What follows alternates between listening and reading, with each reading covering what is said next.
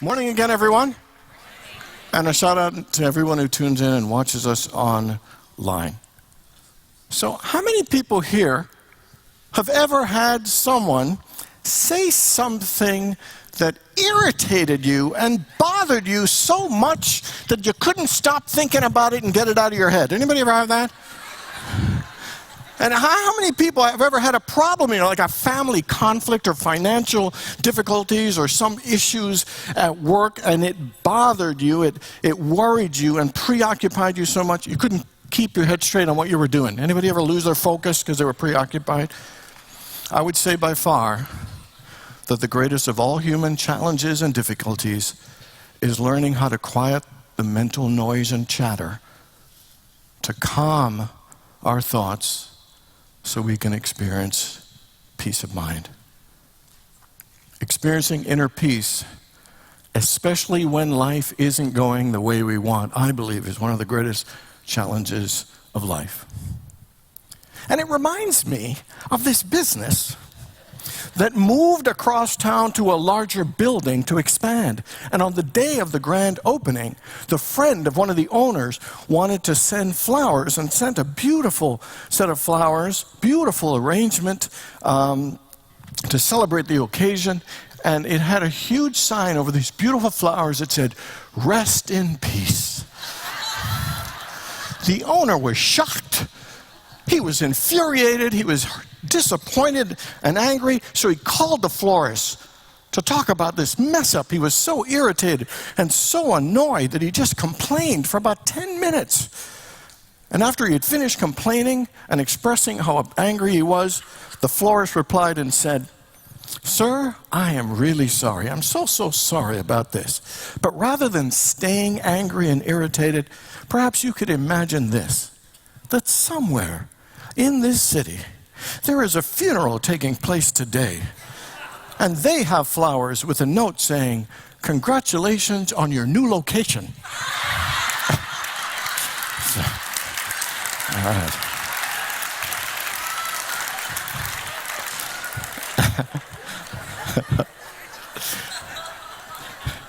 So today we're talking about peace, talking about inner peace. And I would say achieving inner peace is one of the most difficult challenges in our human experience. But I would tell you, I also believe that inner peace is one of the most precious, one of the most priceless, and one of the greatest blessings in our lives. And why is inner peace so important? I believe it's so important because there isn't enough money. There's not enough education. There's not enough achievements. There's not enough anything you can think of, material possessions, that can overtake a lack of inner peace. You can have everything you want in life, but if you don't have peace, you don't have anything. You don't have the ability to be present to it and to fully enjoy it and appreciate it. And when there isn't inner peace, there's inner turmoil. There's inner conflict, and it creates stress in the mind and stress in the body. To the point the mind can get distracted and not make good decisions, not think clearly. And the body, it'll rob us of sleep and energy. Here's what it says in the Bible, Proverbs 14, verse 30.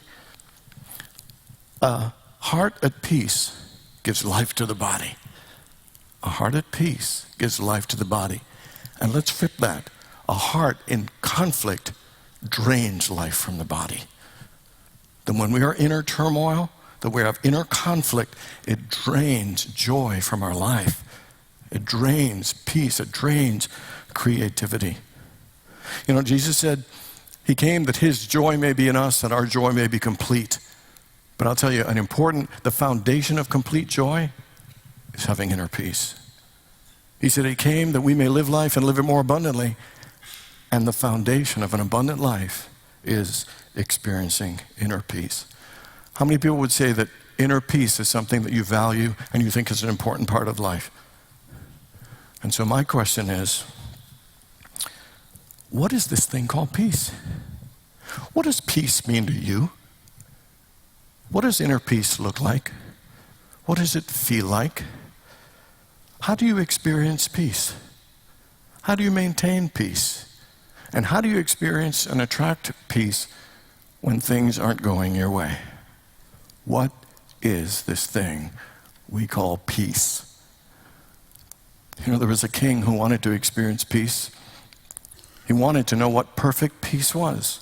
So he commissioned 2 artists in the kingdom to paint the perfect picture of peace. And so the first one created a beautiful mountain landscape with beautiful trees that towered over this lake. And it was such a gorgeous scene. And the lake's water was so calm, tranquil, and serene. So still, it was like a perfect mirror, and it reflected the mountains and the trees and the sky so perfectly. Everyone looked at it, and they were in awe, and they said, that is the perfect picture of peace. The second artist had a painting that had a raging waterfall, thundering down and cascading down this rocky precipice, and the water was pounding down so hard on the rocks you could see this mist rising from it. And there were dark clouds that seemed ominous, like they were just about to rain. It was a really violent, angry, beautiful waterfall. And then right at the side, there was this tree, and it had a branch that kind of gnarled out that was just slightly in front of the raging water, just inches from these torrential waters. And on it, there was a little bird's nest. And there was a little bird sitting on the nest, singing a beautiful song, within inches of danger. And this raging waterfall, it sat there singing its beautiful song. The people were in awe, and they said, this is the perfect picture of peace. So which would you say was the perfect picture of peace? I would say both. Today we are finishing our 3-week series entitled Peace in a World of Conflict. Because when we look at our world, you can't help but see the conflict. There are wars, there's bombings, there are mass shootings, there is all levels of violence and racism, terrorism, levels of hatred and distrust going on. We are living in a world that has conflict. And so, for the last 2 weeks, we've been looking at what can we do? Because sometimes you feel a little helpless. You wonder, what can we do to bring more peace into this world? In the first week, it was called No One is Against Us. Because many of us, and all of us at some level, are trained that people are against us. You know, someone at work is trying to undermine me. A family member is against me. We think the government's against us. We think the economy's against us. We think life is against us. God's against us. Certain religions are against us. Other countries are against us. And we tend not to trust people. And we tend, even in our own lives, when someone doesn't agree with us, that we see them as a threat to our happiness, as an enemy, and even as an adversary. And it's a consciousness that we have. People are against us is the very same seed when we feel it towards family members and people at work is the same seed of a belief that leads to war. It's the same thing. Believing people are against us. And so what we need to do is to change that consciousness. The truth is God is for us. We got to have reverse paranoia. What do they say? Instead of thinking everyone's out to get you, start believing that the world is here to support you, to love you, to provide for you. Because the more we believe that people are against us, guess what we attract? More fear, more defensiveness, more aggression, more anger. And here's a solution that Jesus says about it. Matthew 5:44. Love your enemies. Bless them that curse you. Do good to them that hate you. Pray for them which despitefully use you and persecute you. It is not an easy path, but it is the higher path to continue rather than hating and having conflict and resistance. Love, bless, do good, pray. It is the most powerful thing that we can do. Martin Luther King did it, Gandhi did it. More of us can do it and make a greater change in our life and our world. Last week, we talked about We got to speak peace. And looked at Marshall Rosenberg's nonviolent communication. And he said that the single thing that we have greatest control of that can increase violence or decrease it and increase more peace are the words that we use. Sometimes we don't realize it, but we use words of hate and words of anger. We insult and put people down. Those are words of violence, he says. It's not just words, I'm going to kill you, I'm going to destroy you, but it's just even putting someone down, calling them an idiot, saying, they're a jerk, or naming them with these unhealthy things are words of violence that we speak more negativity. The Bible says life and death are in the power of the tongue. Hurting is in the power of the tongue, but healing is in the power of the tongue. Conflict is in the power of the tongue, but so is peace and harmony and healing. And we need to use our words in ways that will bring more harmony and more peace into the world. Today we're going to look at the idea to see it right, not make it right. Usually when there's conflict and thing going on in our lives, we want to make it right. We want to force it to be right. We want to do whatever thing we can do to force something to be the way it is. I saw a sign, and it was a father speaking to his kids, and he said, "We are going to get along, and we are going to have peace, or else." And while that sounds funny, think about it. When with the problem of drugs, what do we say? We're going to have a war on drugs, war on terrorism. We are war. What was that going to create more of if that's the only solution? And not that we don't take actions, but the mentality of, is we're going to force this to be right. I'll tell you, if making someone do something out of obligation and stuff isn't ultimately going to bring lasting peace. It might bring an outward change, but there needs to be some inner change and transformation. The whole idea I'm talking about is to see it right and not make it right is expressed in the book of Zechariah. Here's what it says, chapter 4, verse 6. "Not by might, not by power, but by my Spirit, says the Lord." That there are ways to bring about change that are far easier, healthier, and less aggressive. Here's what Jesus said in the book of Matthew chapter 6. It says, "The eye is the lamp of the body. When your vision is clear, your body will be full of light." And it's saying that when your eye sees light, your body and your life has more light. When your eyes see love, you have more love in your life. When your eyes see peace, you bring more peace. I'm not talking about your physical eye, I'm talking about your spiritual eye. Not eyesight, but the insight of seeing things at a higher level. That the more our eyes are filled with light, eyes are filled with this perspective of God and good and greater possibilities, the more we'll attract greater things in our lives. That when we look at conflict in our lives, is to see it right at a higher level with our insight, with our spiritual eyes, because that will have our lives be filled with more light, more good, and more God. So what do we need to do to see it right instead of forcing it and trying to make it right? First thing is that we need to do is to be a peacemaker. Everybody remember the Beatitudes? The one that says, "Blessed are the peacemakers." If you saw Monty Python, blessed are the cheesemakers. They should be blessed too. And initially when you hear that, blessed are the peacemakers, you think, blessed are those who bring peace in their community, or therapists who bring peace with couples, or mediators that bring peace within a company, or groups, or nations, diplomats. But the truth is, to be a true peacemaker, it starts with making peace within yourself. When there's conflict, the first thing we think about is, if that person will just change, if they'll just stop doing that, if they just start doing this. It's easy when there's conflict to look outside. We need to make peace with them. But the fact is, making peace within ourselves is the most important thing. Here's what Jesus says about it in Matthew 7. "Why do you look at the speck of sawdust in your brother's eye and pay no attention to the plank in your own? How can you say to your brother, 'Let me take the speck out of your eye,' when all the time there's a plank in your own?" That's what it's saying, is that in any area of conflict, you need to look within yourself first.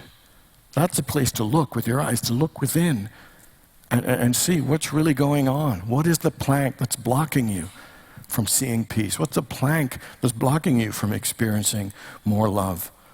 We need to make peace within ourselves. So my question for you is, where in your life, within yourself, are you not feeling peace?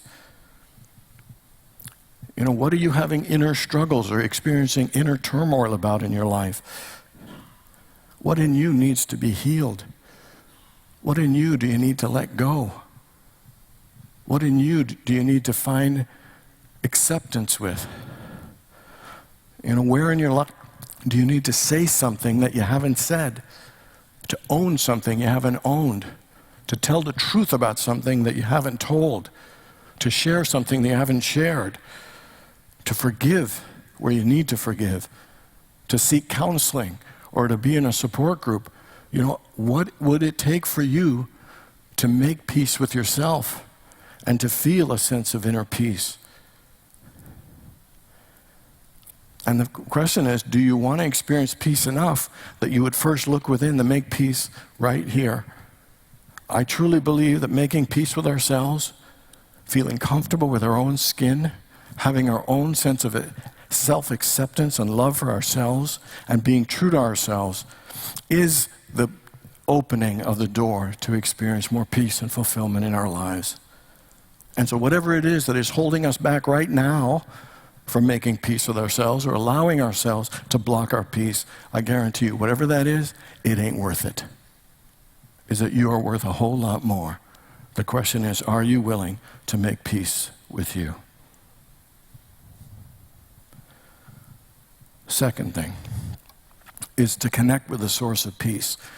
Here's what it says in Philippians. It says, do not be anxious about anything, but in everything, by prayer and supplication with thanksgiving, make your requests known to God, and the peace of God, which surpasses all understanding, will guard your hearts and your minds. It says, don't be anxious about anything. There's a conflict going on. Don't be anxious about anything, but in everything turn to God. In everything turn to God. Instead of thinking about the conflict and complaining and saying, oh, you don't like it and that dirty so-and-so, think about God. That's what it says. Turn away from it and think about God. But how many of us choose instead to be anxious, to worry, to complain, to dislike, instead of actually turning to God?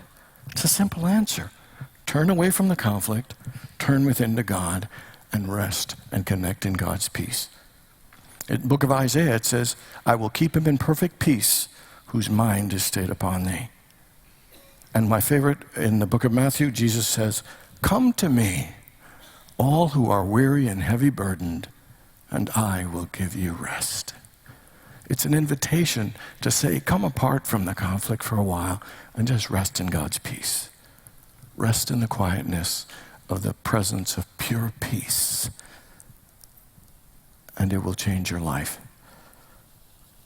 Blaise Pascal was a French philosopher and mathematician, and here's what he said. He said, the greatest problem facing the human family is the inner inability to be still. The greatest problem, he says, of the human family, of human beings, is our inability to be still, to quiet our minds and just rest in God. Scripture says it, peace be still, or be still and know that I am God. And so my question for you is, would you be willing to turn away from the conflict and just enter the stillness and quiet your mind and immerse yourself in the stillness of God and the quietness of God?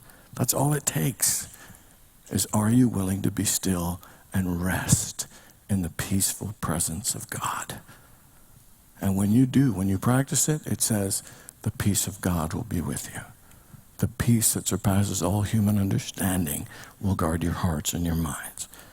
Be a peacemaker. Center yourselves in the very source of peace. And the third one is to see peace and be peace. One of the things is when you look within to make peace with yourself and center yourself in the peace of God, that's what I call insight. It's insight, spiritual insight. And when you get spiritual insight, you know what it does? It helps your eyesight. Because often we look at things in life and we judge by appearance and say, look how terrible that is. That's horrible. It'll never get better. It's hopeless. He's hopeless. She's hopeless. We get into all that stuff of how bad, and we start not just seeing things in an awful way if we don't have the insight, but we start projecting it'll get worse. It's bad now, but it'll get worse. We then project, and the eyesight starts degrading because we don't have the insight and centered in that. We keep thinking life isn't going to get better. Things are going to change. In fact, they're going to get worse. We start awfulizing. And so what we need to do is we need to use our insight to not exaggerate our eyesight so we could eventually use our foresight to see something greater and something better. Want to know my favorite example? It is the hemorrhaging woman. You remember the story of the hemorrhaging? 12 years. 12 years she was bleeding. 12 years she was suffering. 12 years she didn't have the amount of energy she wanted to have. 12 years she wasn't on her game, her level of health. And yet, even though that pattern was still there, she was seeing with the eyes of hope. She was seeing with the eyes of possibility. She was seeing for herself a better life, seeing for herself a healthier body, seeing for herself greater energy. 12 years. 12 years. She decided not to get bitter. She would decide to get better by holding and seeing a greater possibility for her life. Remember when it says in that scripture, when your vision is clear, your life will be full with light. I love what George Bernard Shaw said. He said, some people look at the world as it is and ask why. And I look at the world as it can be and ask why not. So think of a thing, that conflict that's going on in your life, and can you use your foresight to see a greater possibility? To see reconciliation in your family, to see your finances improving, to see yourself feeling more fulfilled, to see yourself feeling a sense of inner peace, to see yourself feeling a sense of purpose and meaning in your life, to see yourself attracting the kind of relationship you want. We can whine and complain, but it's better to use our insight to help our eyesight so we can gain some foresight. Just like the woman hemorrhaging. She saw something greater and allowed that possibility. She held to it. Now, besides seeing peace and seeing something, I think it's important to make a commitment to be peace. How many people have ever heard of Giovanni di Bernardone? Giovanni di Bernardone. You can't, you were at first service, you can't.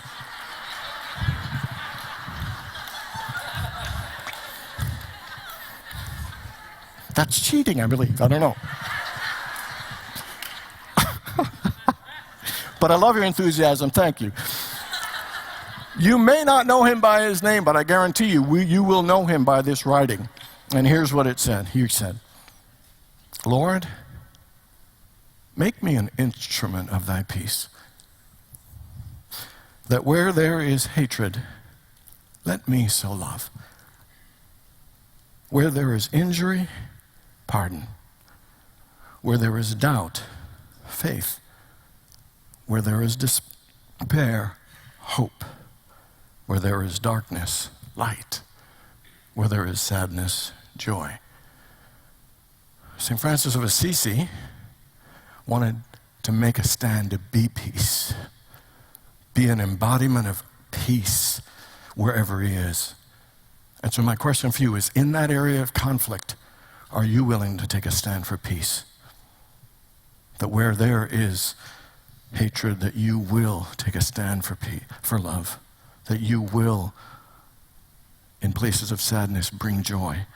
That in places of doubt, bring faith. In places of darkness, are you willing to be the light? Again, think of that situation. And how can you be a stand for peace? How can you show up with greater peace in that situation you might be experiencing conflict in? It's a matter of seeing that person, whoever it is, seeing them as a child of God. Knowing that even though they're acting that way that's not appropriate, you can still know that they're a child of God. Maybe they're hurting and not knowing how to do it, but you're opening your heart in compassion, even without saying a word to them, begins to make a difference. It's about calling forth and seeing the truth at the higher level. Somebody once said, you'll never solve a problem at the same level it was created, at the same consciousness. You must come to a higher level of consciousness. There's no question we live in a world of conflict.